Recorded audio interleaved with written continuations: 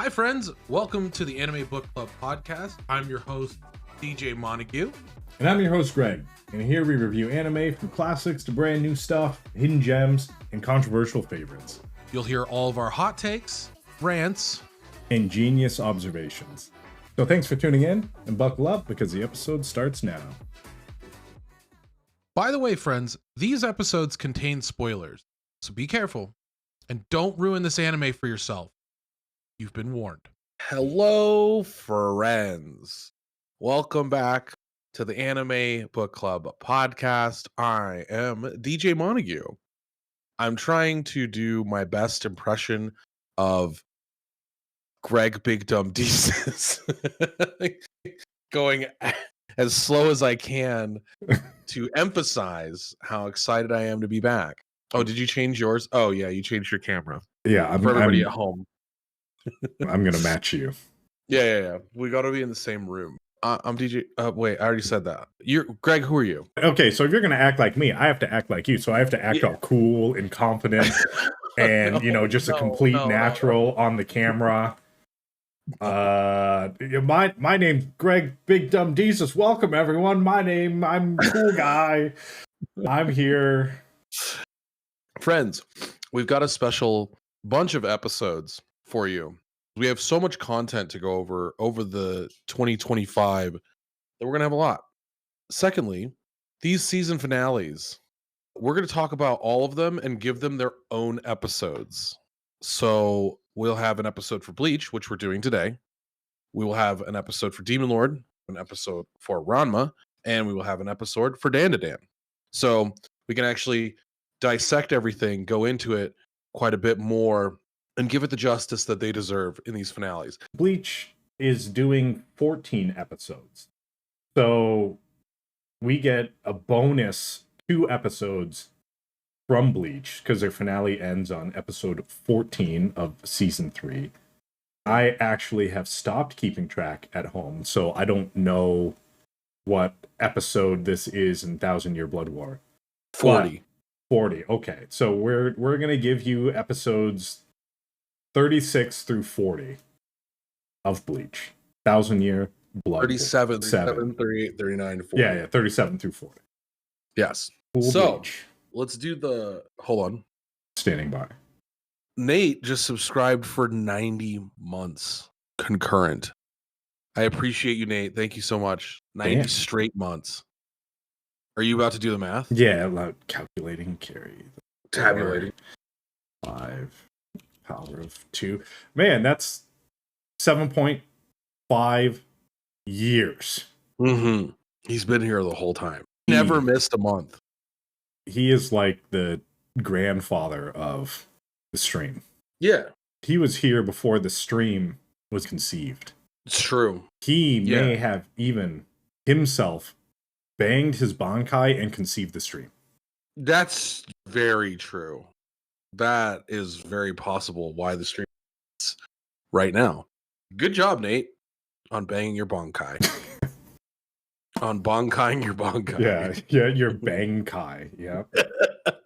Anyways, okay. So, yeah, friends, we will begin. Greg, let's go high level. Let's begin zero spoilies. Yeah. High level, what's your feeling on these 4 episodes of Bleach and how the season wrapped up? Are you satisfied? Absolutely not. Never. I'm not. It's so weird. I understand and I don't understand. Right? Like I understand in the world of Bleach, like what's happening, but I don't understand why they chose to do it the way that they decided to do it. I guess story-wise, I don't agree with how they did it. I would say character design-wise, I don't agree with some of these character designs that we're going to go over. I don't agree with giving the stories, like episode 12 is basically dedicated to like 2 characters. Yeah. But at the same time, like I still like don't care. You literally spent an entire episode going over the backstory of these characters, and I still don't care. And I know I said it in the last episode when, and we're going to go over it with Dan. They can use half of an episode and make me care. but Bleach can't make me care in 40 episodes of Thousand Year Blood War. I feel like I'm entertained a little bit more than that, but I'm kind of on board. I get it. Power scaling in this show means nothing. Yeah. It means nothing. We've talked about that several times. But what sucks is like that's all that they have.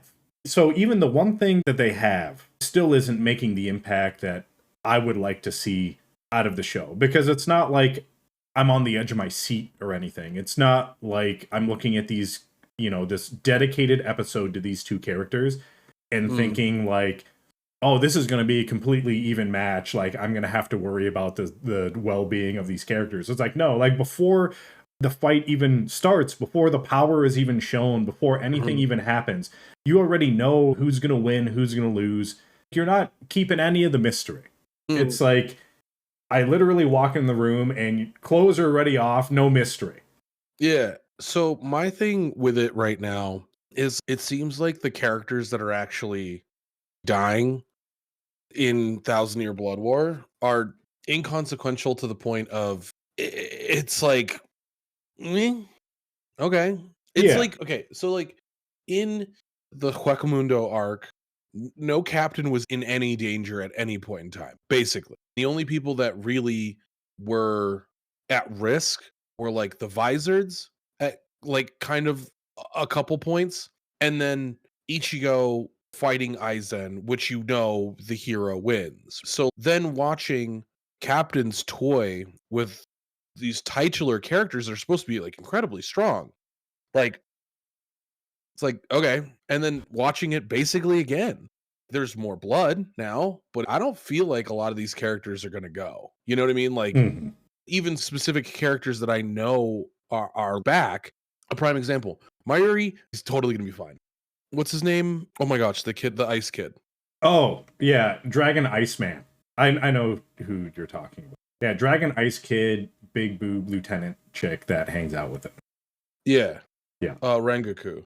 But yeah, like you don't feel like they think what he got turned into a zombie, and then he's just like, yeah, I'm chilling. He got his Bankai absorbed, and then he got killed, and then he got turned into a zombie. He technically didn't get killed. He got zombified, which, if the definition of a zombie, you're dead. Yes. So in my mind, he's dead. If you're a zombie, you had to have died. So he gets his Bankai stolen. He dies, or turns into a zombie, and then he gets put in a pod, and he's like, "I'm back, bitch." And I assume his Bankai's back too. It's not like because he got turned into a zombie after his Bankai was stolen. So now is it just like he's back and his Bankai is back now? Because he never was alive to retrieve it back from being dead, but I assume he's just going to put on his dragon wings and his dragon feet and his dragon hands of ice and fucking swing his dragon ice sword around and just basically be back to normal. Just be like, hey guys, I'm back. I was gone and now I'm here. Yeah. I think it's super strange the way that it's being handled. I don't know. Yeah, Mayuri, it's fine. He just gets his like legs inverted and his feet are pointing in the opposite direction and he just crawls into a pod and he's fine. Like, yeah. Kenpachi is just like, oh man, I cut my own arm off and I got twisted in half. Oh, I'm in a pod. I'm good. And then ever since like Mayuri he cut off his own, or he exploded his own arm off to not get, Among Us handed nerve damage or whatever. Nemu did the same thing. And then they're just like, oh, hey, here's a MacGuffin, as you described it, where it's just like, here's all my limbs back. And I'm just like, why doesn't everyone MacGuffin? Okay. Why don't all limbs come? Right. Yeah. So my thing is about it as well is like, yeah, there's a lot of MacGuffins, but like these we were talking about it off the air. These are ghosts. Like, these are ghosts, guys. Yeah, Soul Reapers are yeah, they're not like human. They're not like living mortal beings. And then I mean, that was one of the discussions we had before where I'm like, who gives a fuck if like, oh man, I gotta go in my rejuvenation pod and it's my lifespan is cut down from being cured of zombieism. And it's like, who fucking cares? Because they've been existing in soul space for thousands of years. Mhm. And it's like, okay, so now the Quincy's, I don't think that they're dead, right? They're No. they're human existing mortal characters. Yeah. So now you have mortals fighting ghosts. It's weird to think about, really. And I'm sure Yeah. in a light novel somewhere, maybe this gets explained, but It kinda just as does. an anime watcher, none of this is really explained. It's kind of weird to think about. And more stuff is left unexplained, as we will see in these episodes that we Yes. are going to review. All right, let's get right into it. Yeah. Let's begin with episode 11. So it starts off episode 11 with a flashback of someone that looks like Nano. And she is wearing a kimono, a very recognizable kimono. And at that time, she gives a pinwheel, a hairpin pinwheel, to a guy, while she has the other pinwheel and puts it in her hair, as one does with pinwheels, and says that they are sharing something, and it will bring her comfort as he goes to conquer the Hollows.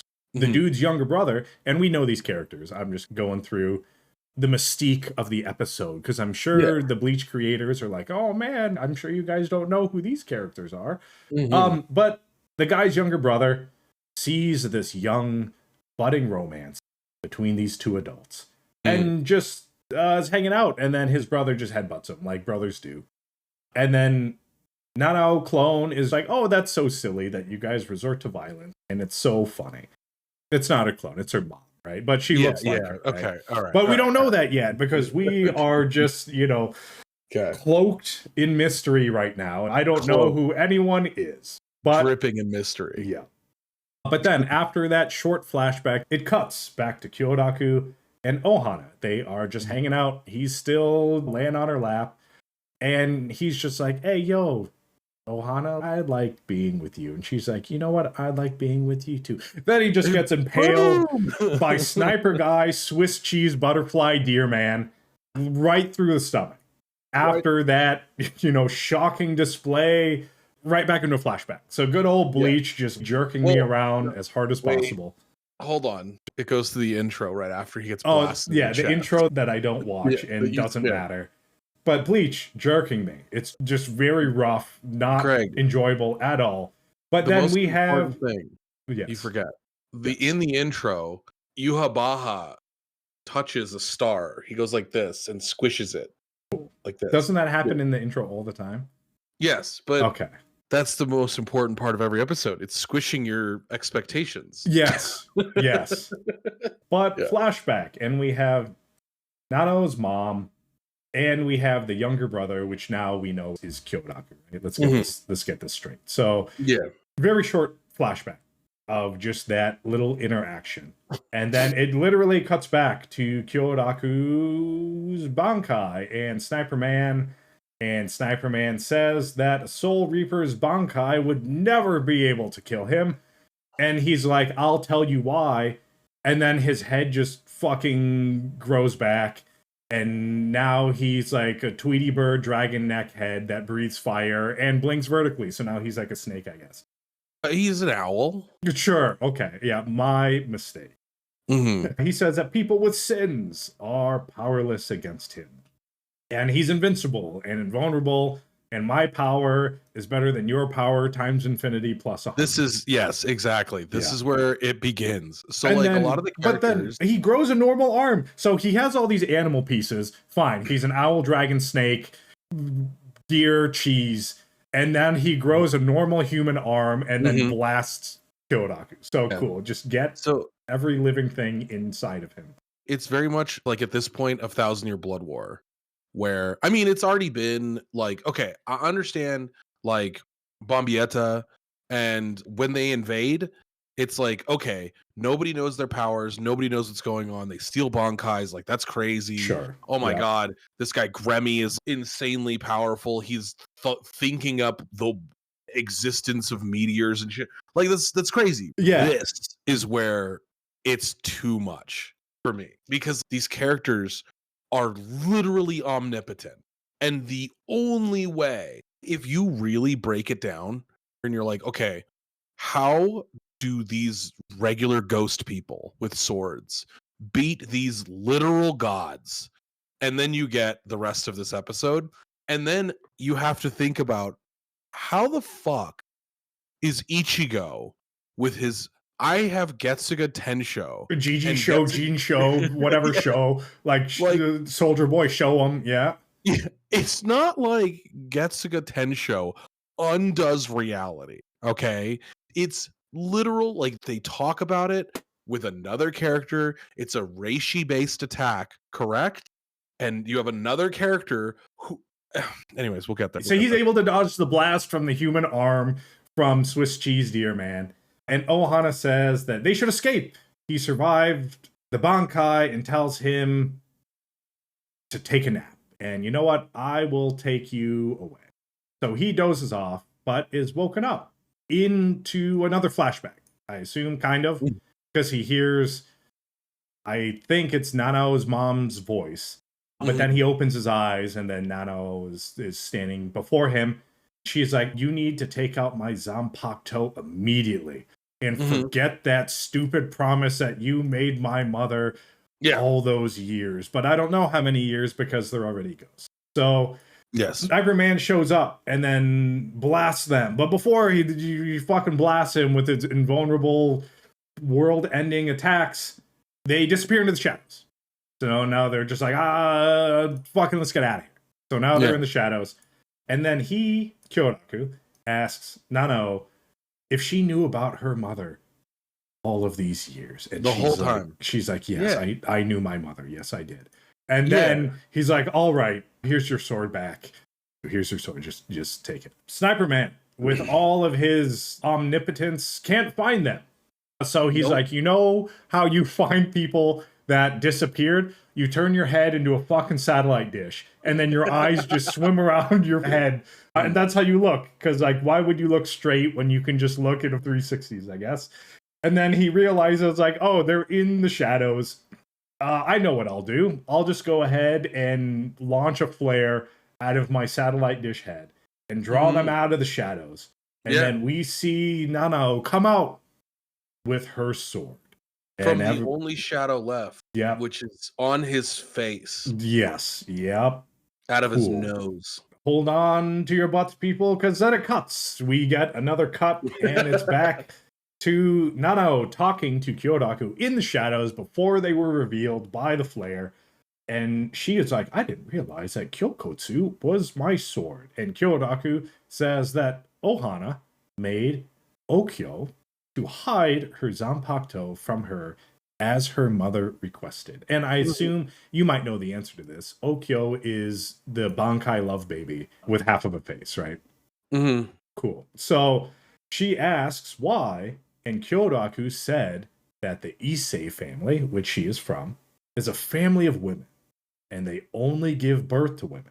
And the women would take on dudes, but the dudes would die young due to the Issei curse. She said it was because of the Zanpakuto. Yes. And so that's what causes the curse, basically. They have to hide it. Yeah. They don't ever explain one of the major plot points of this is like, if it's because of the Zanpakuto, do we know that like she was right? We have no idea. Like they're like, Zanpakuto's gone, but how's that curse doing? Yeah. Nano's mom married Kyoraku's brother, and he died because of the curse. But then the Zanpakuto gets taken away afterward. Yes. We still don't get closure on that. Yes. Kyoraku said him and his brother weren't on good terms, but when Nano's mother was around, they seemed to get along just a little bit better. After his brother died, she had to return to the Issei family because she couldn't live on her own.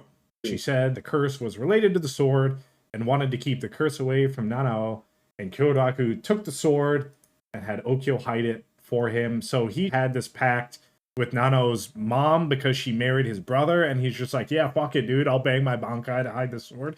You got it. I'll do anything for you, I guess. So Nano says that her mother made the choice to break free of the curse, but she was like, no, I'm an adult. I want to decide to accept the curse. And then she said, and the man she loves would say the curse is whack with a smile on his face. Whack was my word. She didn't say Yeah, but I didn't see that part. yeah, the and then transcript. I don't know what she was insinuating with that. Was she insinuating that she her is in future love, husband. or is it a future husband, or was she insinuating she loves Kyodaku? Because I'd be like, that's weird, because that's her uncle. But in this world of Bleach Yeah, that we live exactly. in, I guess it wouldn't be uncommon because Ghost. he banged his bankai. So Yeah, you true, know, true. uncle, cousin, or uncle, what do you call the granddaughter love line? I guess isn't out of the ordinary here. I would hope it is, But because ghosts, they should stay away from incest too. yeah.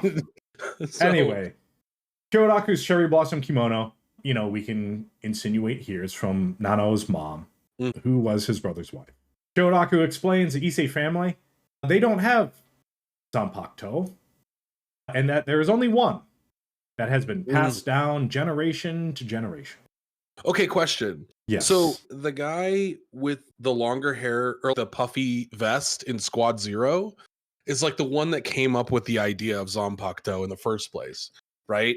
So basically, this dude was like, it'd be sick if I gave this group of people one Zanpakuto and like everybody else gets their own. And I've got a really good idea for that because they all have their own powers, but this group of ladies over here, let's see what happens when I really screw them over with this one Zanpakuto. Like, what the fuck is happening? And I guess if you want to, it's basic. I don't know. It kind of seems like Chainsaw Man-esque, where it's just like, hey, yo, you get the Sword Devil, and the Sword Devil, like, you got to pay the price, which is just to everyone. Hold on, dies. Don't you dare! Okay. Chainsaw Man's awesome. It is. Dare. But they already had a domain expansion, so I might as well just bring another anime into this.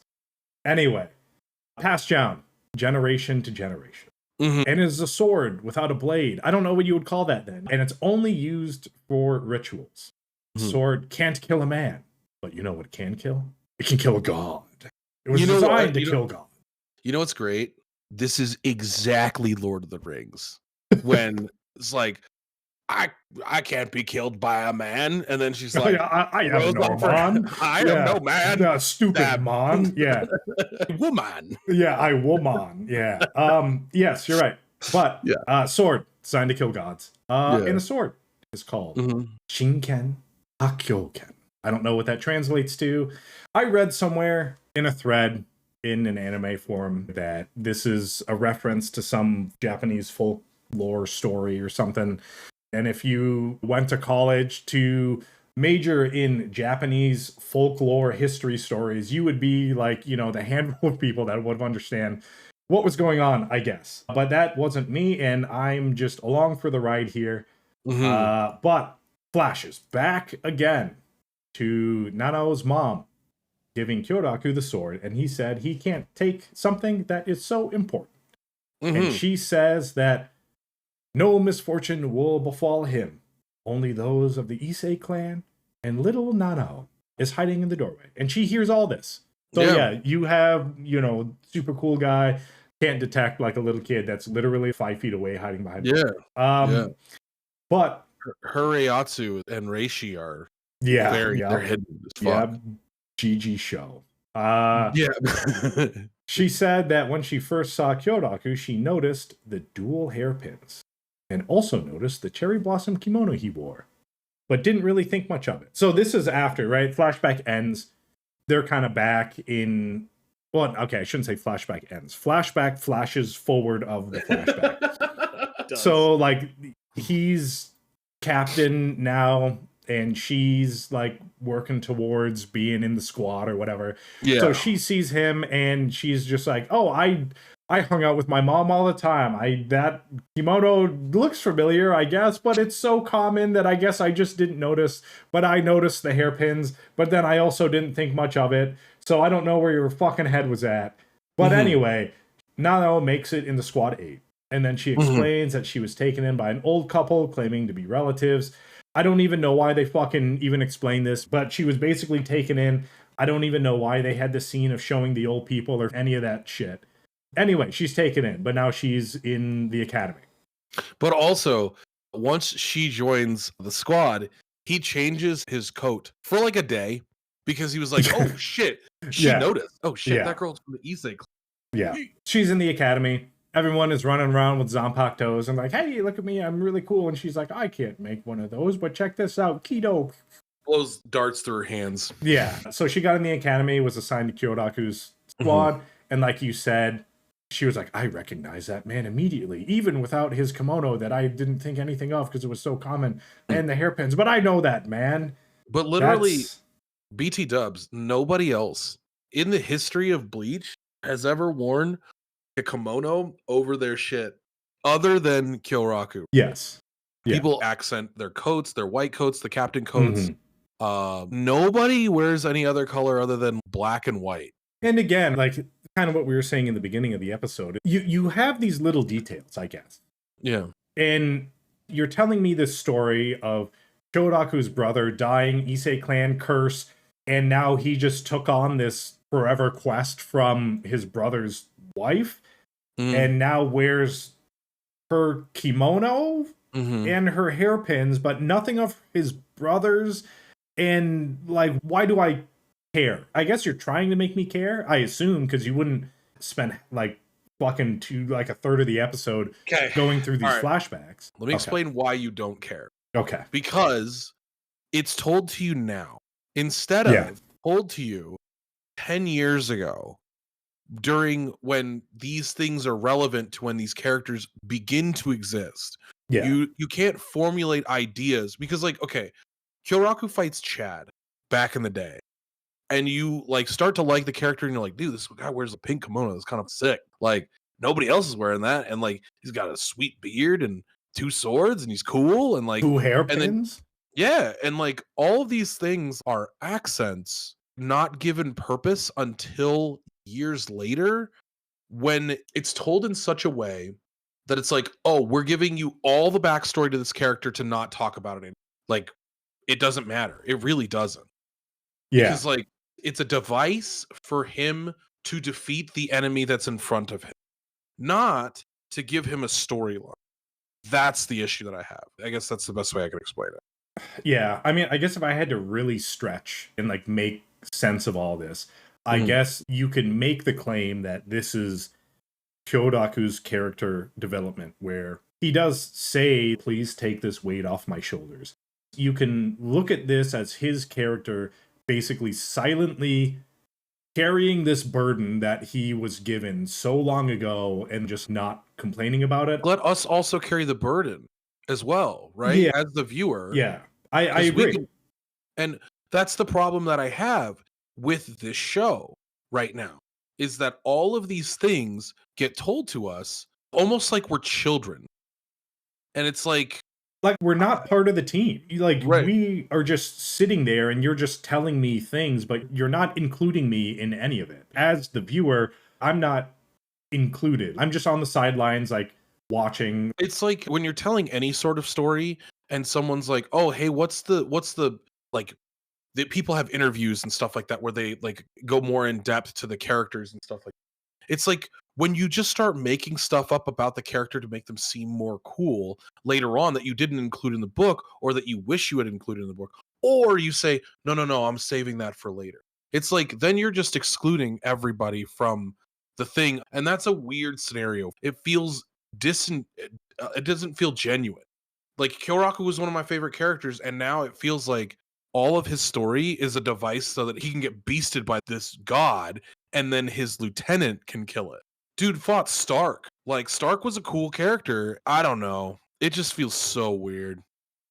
But either way, cuts back to the present. So Nano comes out of the shadows. Are fighting a god. Sorry, let me go back to that part. Yeah.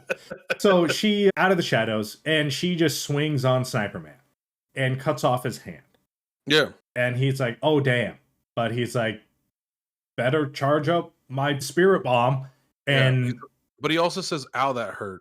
After she swings on him and he says, ow, that hurt, let me charge my spirit bomb. Flashback. Ukitake is telling Kyodaku, the 46 chamber members of old men with panties on their face are basically saying, we're going to execute Nano's mom because she lost the sacred treasure artifact and now she's dead. And they did it yesterday. I didn't tell you. And he's like, sick. Mm. Cool. Kyoraku says that everyone keeps entrusting him with their prized possession and then dying on it. And he wants Nano to take the burden of the sword off of him. Mm-hmm. And she is like, yes, my liege.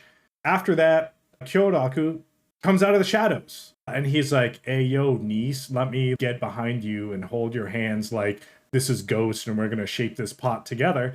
Mm-hmm. And then Sniper Man, Snake Eyes, Tweety Bird, Swiss Cheese Deer, Marching Band Man uses his Quincy trumpet and then blasts the Quincy Soul Kingdom Island in half.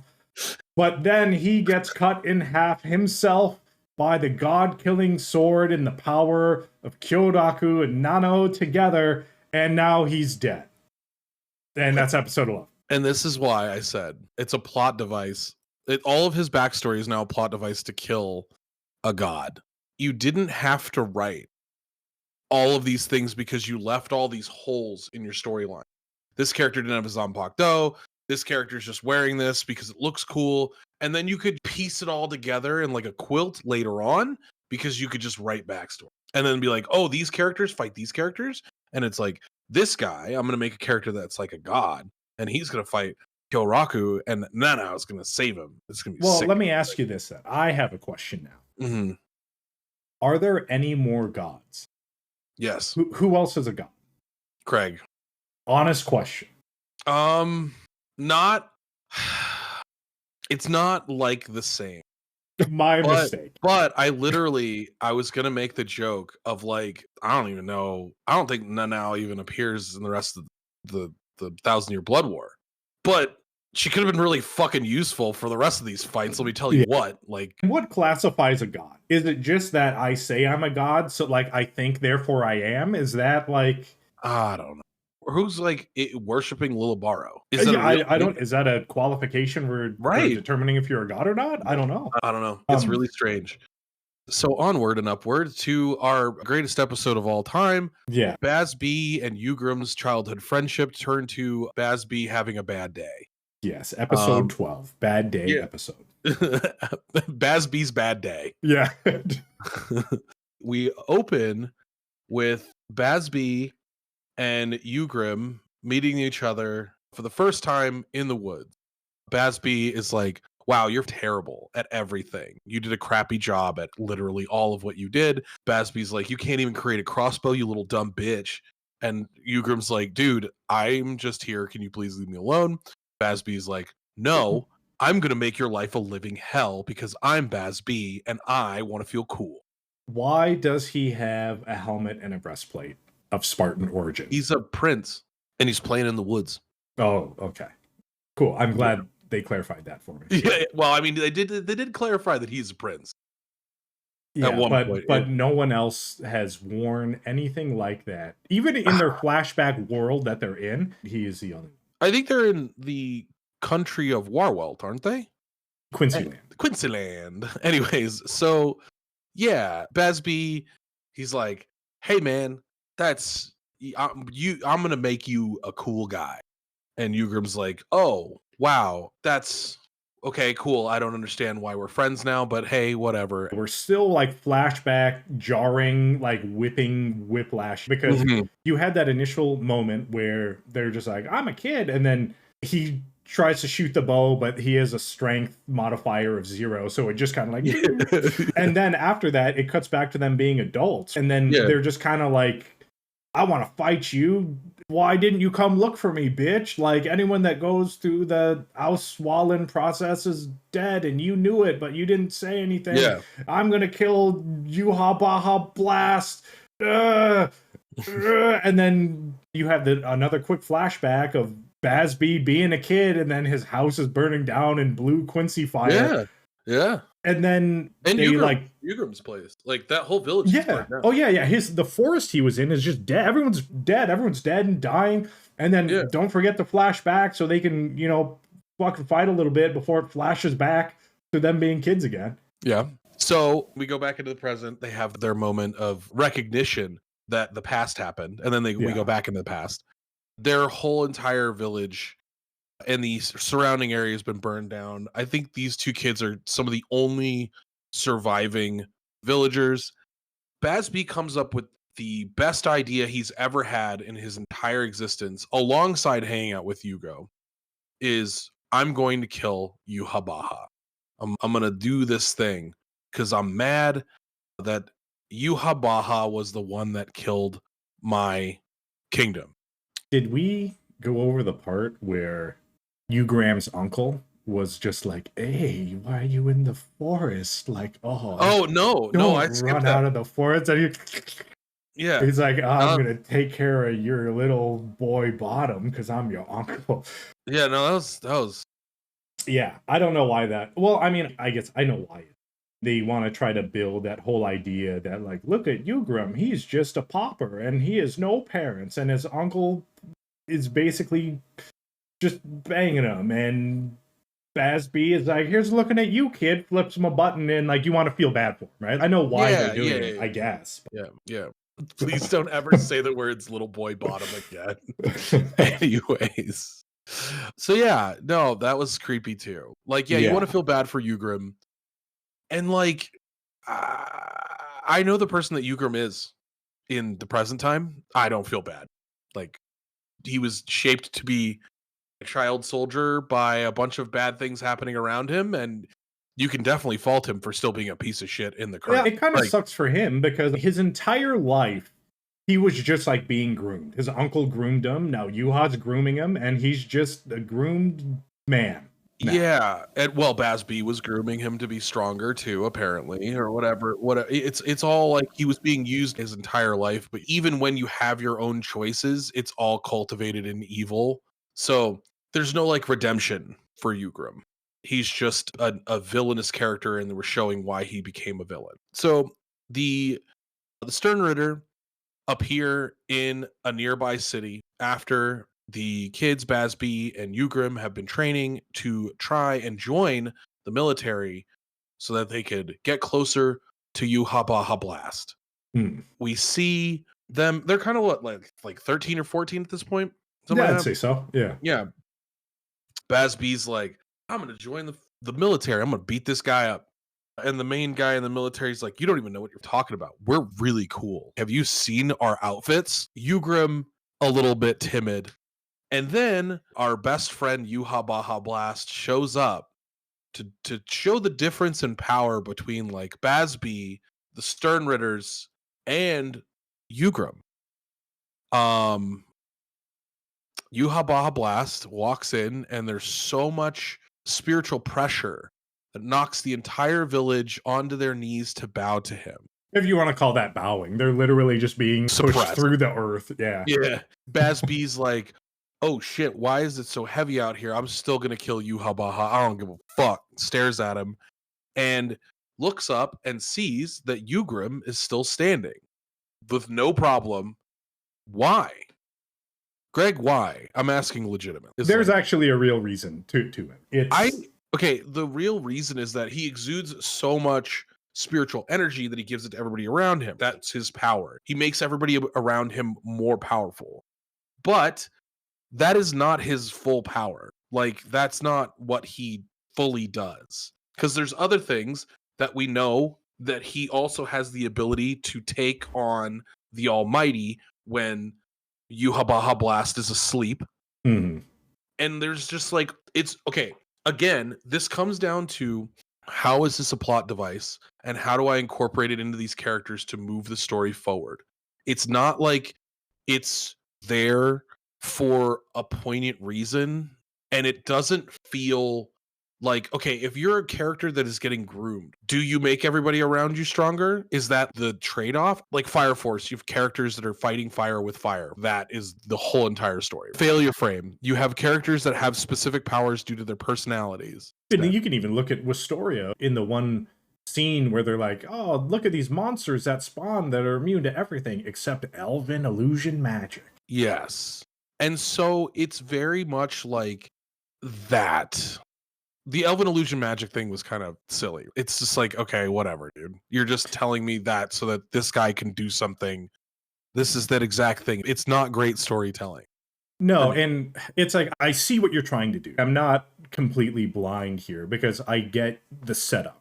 Ugrim is he's depicted as weak. He has no Mhm. Quincy powers.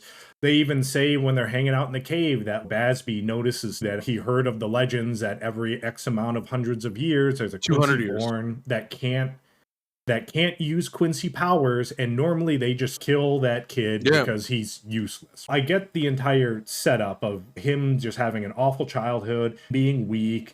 He should have been dead, but he's not. I get it. It's almost like too little, too late sort of thing where I guess I don't really care. And then also at the same time, when Yuha is spiritually pancaking everyone around him, Ugrim is just like, oh, yes, I want to take me under your cape, Yuha. And then Basby is just like, no, why you? I want to be under his cape. Like, why do you get chosen and I'm not? And then he's like, fuck you, Yuha. And then uses his little childhood crossbow to shoot him. And then Ugrim's like, nah. Then he's just like, oh, I can't even trust you anymore. I can trust no one. The only one I can trust is this man that I'm under his cloak. That's the character you're trying to develop. Again, it's like the Kyoraku arc too, where it's like the ship has sailed already, like for a lot of this stuff. So Basby shoots the crossbow. Ugrim catches the arrow. You solidify that Basby and Ugrim, who have now grown up together for the last like fucking 6 years, been good friends. It's not like Basby's a great friend to Ugrim, but they've been taking care of each other, so to speak. Ugrim's been trying to maintain his swordsmanship so that he can eventually do something. Now is immediately switched sides, and Yuha Baha Blast has corrupted him with his mustache that he eventually grows. He doesn't have it at this point. So, Captain Almighty over here, yeah, he's like, cool. That guy that just tried to shoot me, he could join the military too. I don't really care. I'm so cool. And then basically just lets everybody join the military. Ugrim instantly gets boosted up to lieutenant of their military within a year or whatever. Everything happens so fast, and Basby is there.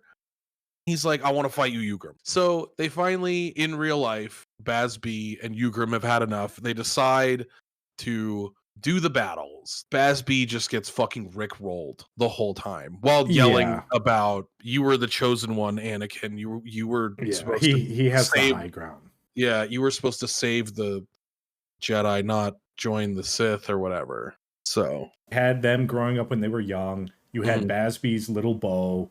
You had them fighting in the present during the flashbacks of them being kids and doing all of this stuff.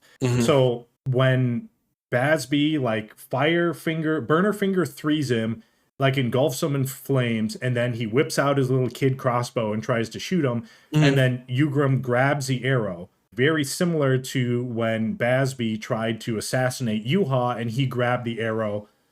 So I like the little callbacks of the arrow grab. I like the callbacks of his little kid, little crossbow that he's shooting. And during this whole time, he's like fire fingering 1, 2, 3, 4, 5 or whatever. Yeah. So he's counting down his own death or something, probably, if you want to get all philosophical about it. Counting up his own death. Counting up his own death, if you want to get philosophical about it. And then even then, like during the whole thing where Hoshvalt or Ugrim, they're the same guy. When he was going to fight that other lieutenant, he's like, no, you're going to get executed. He's like, oh, Basby always tried to provoke me to fight, but I never fought him. And then he calls him Yugo to try and provoke him again to fight. And then Hoshvalt is like, all right, I guess I got to do this shit. And then just destroys it. Like, no sweat broken. Like swatting a fly out of the air, not even considering this like a real battle at all. So this is the other part about all of this, that Basby was supposed to be like like it feels like these characters on the side of villainy in this show mean nothing because they're just disposable for the sake of the storyline. You give them backstory right at the end when they're about to die so that they can go away with having told a story, but it doesn't feel like I care. Even Dan to Dan doing the same thing where they're giving backstory to the characters, it just feels hollow here. Pun intended. Oh, damn. Nice. But it's the same with Failure Frame, where like you had Civet Garland, humanity's strongest. You give him like a 20-second character build, now he's dead. And then you give the Ashint group guy, I can't remember his name. You give him like a short backstory, now he's dead. So actually Bleach is doing the same thing as, you know, I mean, obviously this is just a standard story technique that stories since the beginning of time use, but they're basically doing that same thing. It's like, this character is going to die, we have to develop him a little bit, so they're like, okay, here's like a short thing, now he's dead. Here's a short thing, this guy's dead. So like, as you said, it just doesn't feel genuine. It feels like they're doing it specifically to continue the story. So let me give an example, like Demon Slayer. You have these massive titular fights in Demon Slayer, but it feels like they're developing the characters a little bit more as the fights are happening. A prime example, when they're on the mountain and you have the family of spiders, basically. That one kid that was like really fucked up, and he's like a demon, he's immensely powerful, and he's imparting powers because he's like, I never had a family. This is the family that I'm going to create. That whole storyline, as it progresses over 8 episodes, is really cool to be invested in. This kid, he's very damaged. His demon powers are going crazy. He's absorbing all these humans and creating a family that he never had. That's an interesting storyline. Like, the storyline between Yugrim and Bosby should be interesting because it's a very one-sided friendship and then also a betrayal. But it happens so fast and so inconsistently that it's just like, okay, bye, Basby. See you later. Were there parts in the first 2 cores that you really felt like Basby and Yugrim were going to be at ends? You feel like Uryu and Yugrim are going to be at ends because that's important to the storyline. And as we see at the end of the season, that's important. But like this right here is just like, whatever. And this is a whole episode. That's what frustrates me with the show. Yep. So anyways, we just end with Basby. We'll get into the next episode. Basby gets totally fucking riggedy rolled, and then he's dead, and he's on the ground, and that's the end of Basby. Yeah, he's gone. Burner Finger dead. Burner Finger 6. Oops, I went too far. Okay, cool. Go ahead, Greg. Episode 13. We're doing it. Basby's dead. Sniper Man dead. Ukitake is still Mimi Hagi for the past 5 episodes. Just so hard. Just Mimi Hagi spiraling forever. And we get like 4 seconds of that, and then it cuts to Yuha sitting on his throne, just fucking vegging out. He's dissipating the Mimi Hagi stuff. Yeah. So he's collapsing the world. He's vegging as an eye blob. Ukitake's Mimi Hagiing. Hoshvalt walks up to Ishida and is like, you seem to have a lot on your mind, son. And while Yuha is quote unquote sleeping, his power transfers to Hoshvalt. So Hoshvalt now has the Almighty and can see the future to a certain extent. Ishida is like, you see my betrayal, right? And he's like, nah, man, you just said that yourself, dude. I didn't say anything. Like, he's talking about a self-report. Yeah. He's like, you fucking idiot. I didn't say anything. I didn't even know. But yeah, then it cuts to Rukia, Soifon, Byakuya, Urahara, and the visored guy. Oh, Shinji. They get to the Quincy Castle. But then Gerard Butler shows up out of nowhere. And it's like, time to fight, bitch. This is the best because he jumps off a building and they see the dust in the air and then they're all looking to the west or whatever. And then he lands in the middle of the street. It's like they're all like over here. And then all of a sudden he lands to their right. It's like, guys, you are all pinnacles of fighting prowess. How did nobody fucking know where he was going to land? Well, I knew. Like, one person knew where he was going to land, and it was Renji. He's still alive, I guess. He's just like, I'm here, boys. And he's like, let's finish this dude off. And then it flashes back to the Visored fucking stumbling upon Renji and just being like, guess we should heal this fuck. And they're like, all right. Yeah. Okay, so Renji's back, full strength. Nothing happened with Ishida. He's good to go. Uryu didn't just blow a hole through his chest. Didn't happen. And then Renji is just like, he tries to pull an Ichigo and is just like, guys, don't worry, I got this. You move on ahead. And then Gerard Butler's like, nah, Cape Wall, you all fight me at once. And then it cuts to the Aizen-looking guy that runs around and poisons people. Askin. Askin, okay. And basically he just gives us like fucking, he talks about the shoots Volfin, says Sniper Man is the leader. He basically gives us a history lesson in the middle of the episode.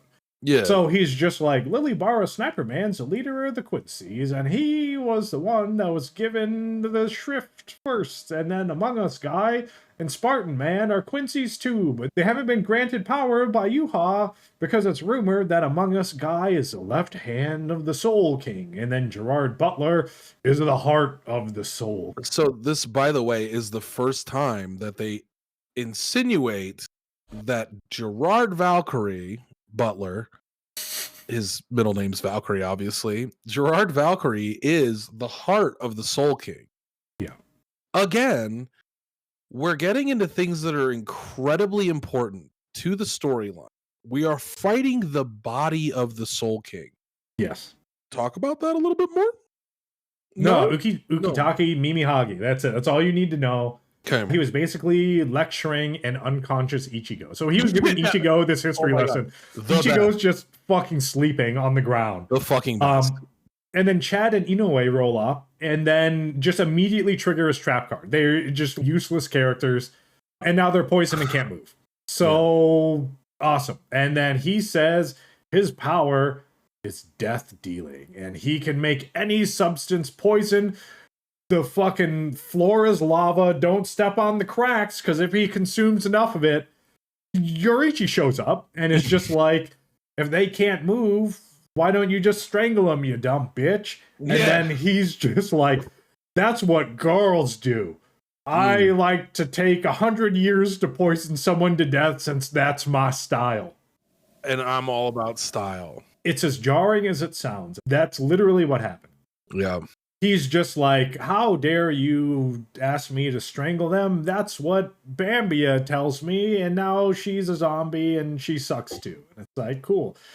Yorichi is like sick, and then blasts her own clothes off, and is like, I'm hot. I strangle people, I guess, because I'm a girl. And then she blasts him with lightning. Okay, that move was sick as fuck. Right. I'm not saying it wasn't sick, but that's what happened. No, not the clothes blowing off. I mean, like the sound effects, top notch. That sounded really fucking cool. We also have to remember that this really cool, hot chick that blows her own clothes off literally just got her arms twisted by Yuha and then she fell down. Or Pernida. Oh, Pernida, sorry. Yeah. Mm-hmm. By Pernida. Oh, she also got hit by Ishida's arrow from the back and didn't even notice. Yeah, so just want to remind everyone that happened. Yeah, this is why, again, it's just a fluctuation in power for the sake of storyline. And like, I send these little memes and clips to Greg all the time. People talk about these fluctuations in power and a lot of frustrations that people have with Bleach. It is a means to an end for every single fight at this point. It is just whoever needs to win wins. Because Renji exists, he needs to continue taking fucking giant L's. Yeah. Oh my god. Speaking of L's, it cuts to Byakuya, and he's like, I'm gonna execute Gerard Butler. And then just they beat Gerard Butler.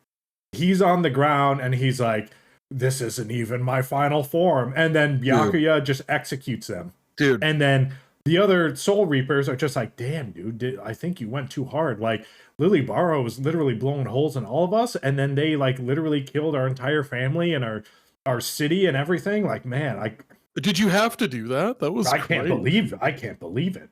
But anyway, they execute Gerard Butler. Hold on. Here's again bad storytelling. None of these characters have ever attempted to execute a character within the first instant they go to fight. Usually the fights are drawn out. They have a lot going on. They have a lot of like, I'm getting stronger. You're getting stronger. Let's do this and keep fighting and stuff like that. This is what sucks, is that the instant they try and kill the villain in the first second of the fight, it's this character's power. It's stupid. Well, and then the whole miracle thing, it's like, what is this? Would it be a miracle if you executed me and then I came back to life? And they're like, I guess so. And then they just like kill him. And then it's like, Yes. so you're the heart of the Soul King, but your power is just miracles. Yes. That is, am I picking this up? You're correct? close. Yeah, you're pretty Okay, much. So And all damage that he takes is Yeah. converted. yes, It's growth. it's a miracle. He gets big boy. World starts shaking, cuts back to Yoriichi. She tells Ichigo and crew to go on ahead. Oh, this is familiar. Renji just did that. And then Mhm. Yoriichi's little brother comes and it's like, hey, sis, I fight too. It's cool that you blow your clothes off, sis. Like, hey, watch this shit. And then he just kicks the shit out of Aizen clone look-alike man. After he says, hey, that's a cute girl you got with you. He's like, I'm a boy. And then he blasts him. He fucks her sick. He was a cool. He did cool stuff. Mhm. After he blasts him, cuts back to Gerard Butler. He is now a giant, and his power is the letter M for miracle. And as you were saying before, as he takes damage, it makes him bigger. Visored guy and Lieutenant Girl Hinamori just shoot some shit into his mouth. Dude, they keto all over the place. Yeah, they're just feeding him food into his mouth, and then he just claps him into a building. And then it's like, cool. Dude, I love the part that literally Byakuya uses his Bankai, basically, and like fucking executes this dude, pops his fucking like helmet off, bloody in the sky, and Shinji's like, well, that didn't work, so I guess I better go shoot him in the face with some balls. And then they're like, dude, nice, that was sick, that looked like it hurt him, we did really good. And then they get fucking shit slapped out of him from a fucking building sized man. It's like, yeah, yep. Yeah, Byakuya's useless. Soifon's useless because they just get shield slammed immediately. Oh, Soifon's literally like the most useless. I don't know what's worse, getting shield slammed or Renji and Rukia. Literally, he just blew on them and then they flew away. Gerard Butler's a miracle. He literally took out all these captain level dudes. Cuts back to Aizen Poison Guy, and he's like, woof, man, you almost killed me. But now that I've taken a lethal dose of whatever the fuck you just threw at me, Punches. now I'm immune to it. He took a lethal dose of punches. And he's like, now I'm immune to punches. Yeah, Damn. and he's just immune to whatever they do now. Yoriichi's brother is like, watch this, I do it again. And then he's just like, not on my watch. And then he pops 3 into his chest. Poshvault is like, show me you're no trade. This is again fucking jarring. Is like, Ishida, show me you're no traitor. He attacks him. And he jumps outside. And Ichigo is there with this weird look on his face, like, Ishida, are you cheating on me? Like, fucking like, I just rolled up to try to defeat the Soul King, and you're here. Why are you here? Like, I can't believe it. Wait, if you're here, where's Yuha Baha Blast? Yeah. And then that happens. Credits roll. I hate that, by the way, where Bleach just decides to insert the credits 7 minutes before the episode's fucking over. That's even worse in the next episode, right? Yeah, it is worse in the next episode, but this is bad. After the credits roll, good thing you guys stayed till the end, because we see Ishida and Ichigo's dads, and they're just like, guess we're up, boys. Yeah, Ishin and Ryuken. I think it's Ryuken. They're just like the old men reliving their dreams. Hold on.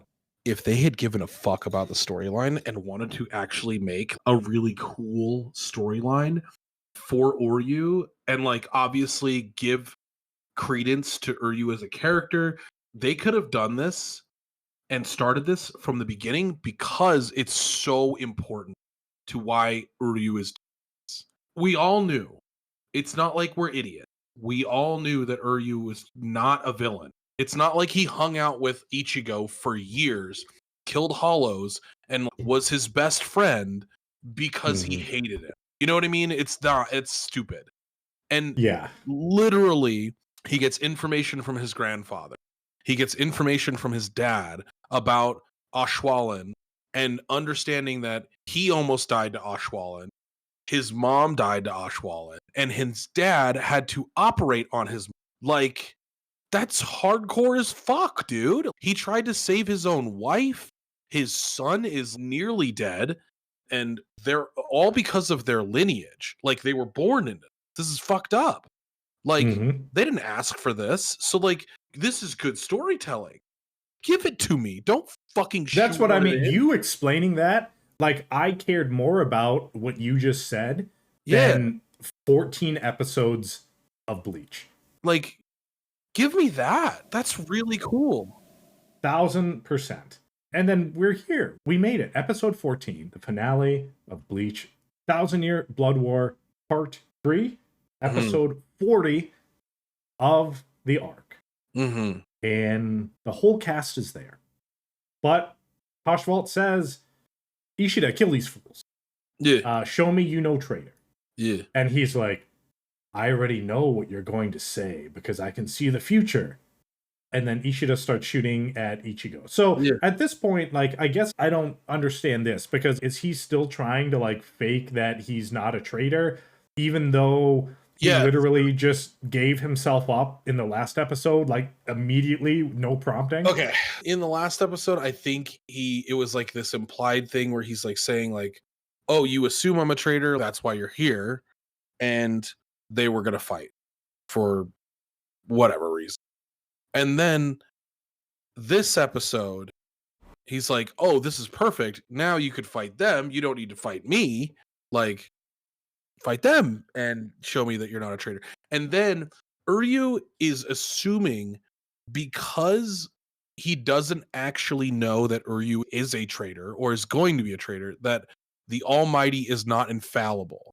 Even though Ygritte is saying that he's seeing the future, Uryu is like, yeah, that's fine, but you don't know everything that's going to happen. There are blind spots for the Almighty.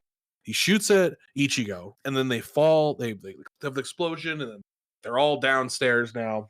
He's like, yeah, why didn't we talk about this? And then Uryu spills all the beans. All the beans. They have a flashback and explain why Uryu is here. He's feeling on everything. He reads his grandfather's journal about Yuha Blast and Ashwallen and his mom and everything. He gets the full exposition to make the decision that he's the only person on Earth that could potentially kill Yuha Blast. Which, again, I don't know.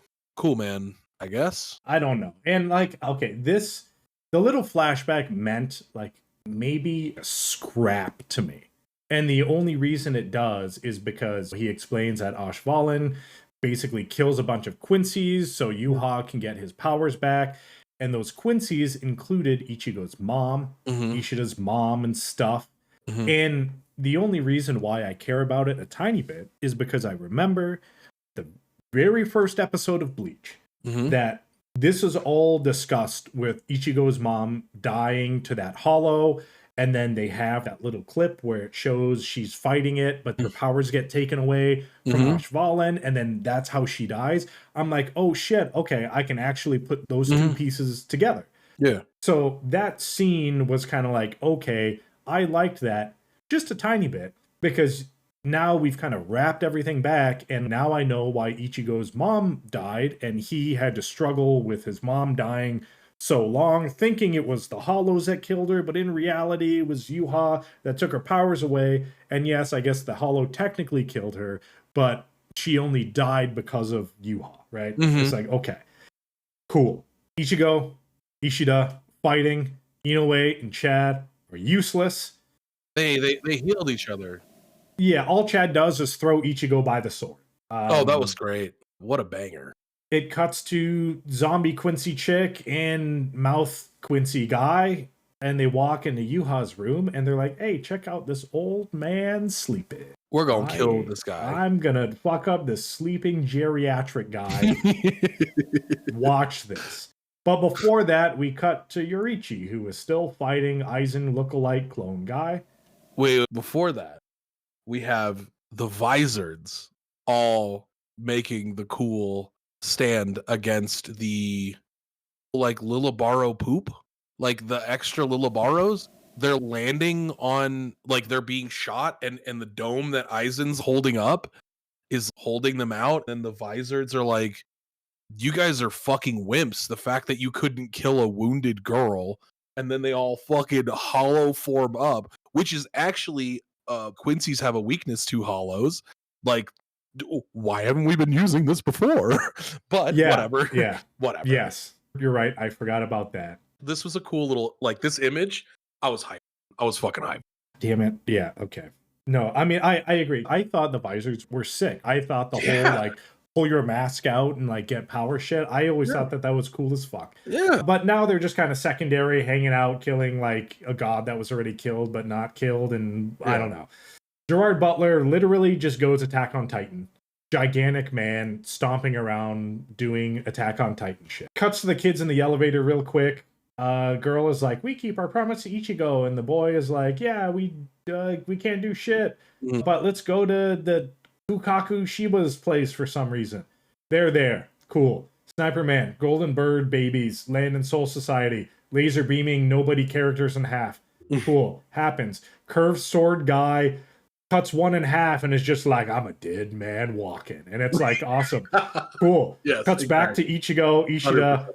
And they're on the roof of the school talking about being doctors. They're like, you want to be a doctor? My dad's a doctor. Your dad's a doctor. Let's be doctors together. Ishida's just like, no, I don't want to be a doctor if I have to cut up my wife. And it's like, sick. Back to the present. Ishida is here. Sun Key in the Sun Gate, back to the real world. Go ahead, take it, Ichigo. I'm gonna stay behind and kill Yuha Blast. Ichigo was like, you're an idiot. And he's like, before Hashmalt finds out, take it and let's go. But then it's too late now. Hashmalt walks in and is like, I see the future. And then Ishida is like, run, Ichigo, I'll hold him off. Hashmalt is like, I already broke that shit. Sun Gate's broken. We fight. Ishida tells Ichigo that Yuha is sleeping, which is why Hashmalt has his powers. And Ishida tells Ichigo to go kill Yuha. Ishida is now going to duel Hashmalt. And it's basically like, your eyes suck and the future can be changed. You didn't see me being so hopeful, did you? So fuck you. Ishida and Ichigo's dads are now at the Soul Palace. Cuts to Ichigo. Hold on. You got that image of Ishin crouching on the ground like he's in a rap video. He's just, hey, yo, check out my Yankee squat. I'm from Japan. Yeah. And then cuts to Ichigo running around trying to find Yuha. But Yuha has already killed Zombie Quincy Girl and Mouth Man, even though he was asleep. Credits roll for no reason in the middle of the fucking episode. Now we have story time with Aizen Clone Guy, and he literally is talking about coffee and Soul Reapers, and then goes on another Quincy history lesson, then literally says that this is filler. I'm like, dude, the guy says this is filler. I'm literally just filling time. This is me. The Daten were the original invaders with Yuha, but they're all dead now. No one cares. That's it. That's the episode. That's it. That was your finale. So we kind of started the Gerard Valkyrie fight. We kind of started the Askin fight. Yeah. And we're about to start the Uryu and Yugrim fight, which transitions into Ichigo and Yuha Baja Blast. So, yeah. Yeah, I mean. So we know for a fact that, like, Core 4, Kubo has said there's a ton of stuff that was not in the manga because he was sick while he was writing, and he feels a lot better now, and now he's doing all the stuff working with the studio, and now they're going to show all this new stuff that never was in the manga and flesh out the story a little bit more. Doesn't change the fact that Gerard Valkyrie's fight makes me so angry, so irrationally angry. Also, Yugrim's fight, I don't know. I'm not going to spoil it for you guys because, like, there's no reason. I'm looking forward to Core 4 for the sheer fact that I get to enjoy with my boy Greg. I don't like it. It sucks. Like, I know I went through that episode really fast. No. I get it. They did too. Don't worry. Yeah, I guess that's just my frustration with Bleach. And then I guess the whole thing, like the insult to injury, is the scene at the end where he's saying this, like he literally says, this is filler. I'm literally killing time. Mm-hmm. And like, that's what we get as viewers of Bleach for like literally 10 years. Mm-hmm. This is what you leave me with. Like, you are literally telling me right to my face that you're wasting my time. Yeah. And I feel like even how they were doing the credits before, where they just insert them, like they did it multiple times in the series, where the credits are just literally in the middle of the episode. What was the rationale between designing the episodes in that way? Like, are you trying to build suspense, or like, did you guys animate the episode and then some guy just checked off the box in Microsoft Project and it's like, I'm done with my part? And then the credits guy is like, I guess I'll insert the credits now. Yeah. And then it comes back to the manager and they're like, holy shit, there's fucking still 8 minutes that we missed. I guess I'll just like copy paste it right on the end. Well, it's like the other part of this episode, Jim, we got to take it from you. Give me your part of the next episode and I'm going to put it right here. Like, it's very strange. Even if I ignore all of that, even though I can't, as a viewer, I can't ignore the fact that you admitted to just wasting my time. But even then, with all of these other little things, yeah, I mean, as a whole, to me, the 1,000-year Blood War is just disappointing, I guess, would be my description of it. For me, and just the track record of Bleach and the history of Bleach, I know it was Big Three back in the day, and they're trying to like churn episodes like every single week, and they had whole filler arcs to give themselves time to work on the arcs that like actually mattered. Like, I get that that's how the industry worked before. Yeah. But it's still, yeah, I don't know, just to me is extremely disappointing, where you had these cool characters, you had the chance to really flesh them out, and then show me why they existed. Also, give them finality. None of these characters, like Yamamoto's dead, and I'm trying to think of what other lieutenants are gone. It's Yamamoto and what is his name? The wolf guy. Well, technically, he's not dead. He's a wolf. Like, he's a regular he's just a dog now. I'm somebody's pet. You had the last Kenpachi die, the medic lady. You know, sorry. But it's not like she died to fighting Gremmy. She died to literally like the Kenpachi story. Yeah, and it's just like the purpose of the characters. The Yamamoto fight was like sick, but then what did he do in the last 10 years? He was just kind of the overbearing like grandpa parent guy. He was the beginning of the Gote 13, but then we also find out there's another light novel called The Spirits End With You, I think is what it's called. I forget what it's called. But it's it's him beginning the Gote 13 and like the originals and how they were like a bunch of insane people. Like they were just like murderers, and like Unohana was like like a gamer in that group. You know what I mean? Like, she was badass. Yeah. And then the development of the next Kenpachi, who, okay, if Unohana was the first Kenpachi and technically the last Kenpachi because the next one is Zaraki, right? It's very, very strange to me how there are like 8 other Kenpachis in between. They just took up the mantle because they were like, yeah, I'm the strongest now. And Unohana just watched it happen. She was just like, whatever, dude. And then there's one that's like in jail. And this is all canon. Damn. Like, there's one that is just in spirit jail, like along with Aizen. He's locked up. They won't let him out, dude. He's singing that one Akon song. 1,000-Year Blood War for me has just been one giant 3 seasons of disappointment. 40 episodes of disappointment. I guess how do you feel about it? I'm like, you had a chance. You had a chance to go back and fix the bullshit that you did. And you chose to continue the bullshit that you did. Because 10 years later, you're still like, yeah, what I wrote was sick. And we can't change much. And it's like, you can move it around. You could make it more interesting. You chose not to keep the pacing of the manga that was 10 years ago, where you were sick. And it's like, you have a very unique chance to retcon and fix a lot of the poor storytelling that you created. Game of Thrones is a prime example. You have like season 7 and season 8, which are dog shit. They consulted with George R.R. Martin about the endings, and they decided the way that they were going to go. Now, it all makes sense. It's not good storytelling, and the pacing's terrible, and the way they go about it, and the acting's not great. but it was there. It's like a soft ending. George R.R. Martin watched that and was like, okay, everybody fucking hated it. I'm not going to write that down in the books. I'm going to make a different ending. And he's saying it's like 3,000 pages, whatever he's talking about now. But it's the whole point is that he has a chance to completely change the storyline because of how poor the reception was of that ending. And you could have done the same, Kubo. You could have made it cooler. You could have made characters actually die. Like, oh, that didn't happen in the manga. Who cares? This guy is the guy that wrote it. This is his story that he's telling us.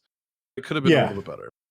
Yeah. And it feels like it's falling short with characters that I enjoyed as a kid and watching them just kind of like flounder what they are and what they were.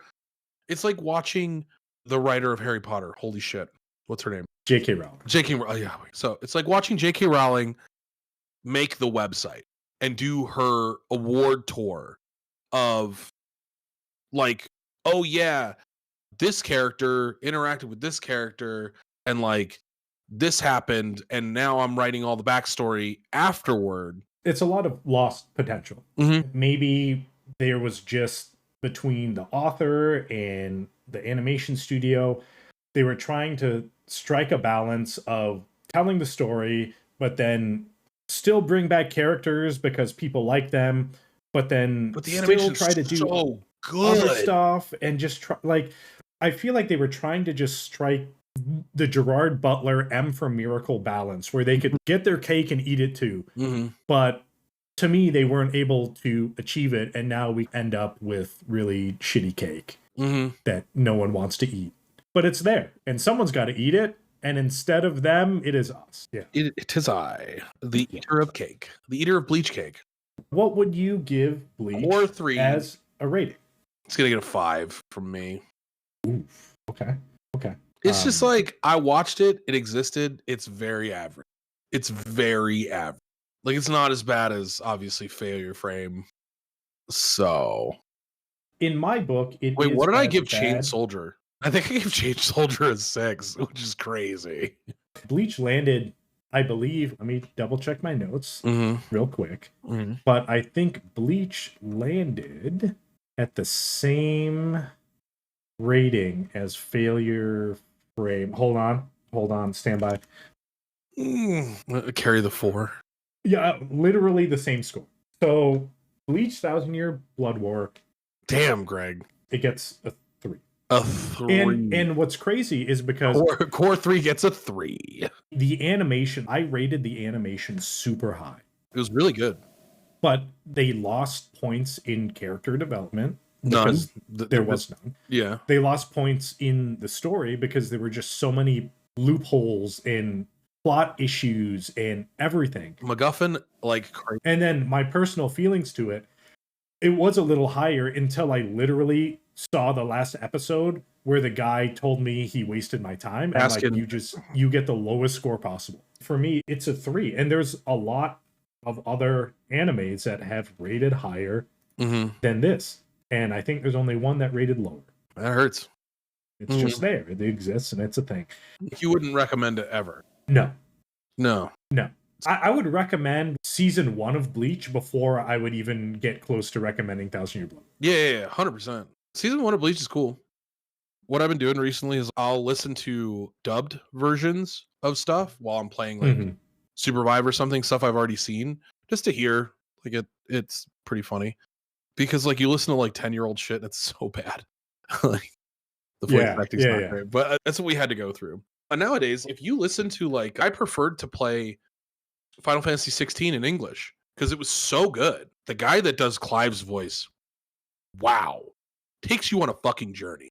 Even though he's like really brooding a lot of the time, it's great. I love that. The voice acting is fantastic. Anyways, I would totally recommend season 1 of Bleach. And I would be like, hey, just don't even worry about 1,000 Year Blood War. My thing is, okay, so we've had Bleach now have their callbacks to all these characters. They've killed a lot of them. We're past the point of like, we need manga sales and figurine sales. Like, you can kill Byakuya at this point. I'm okay with it. Like, he's had his time in the sun. Give him a good send off. That's so sad, right? That sentence you just said is so sad because it doesn't have to be that way. Right.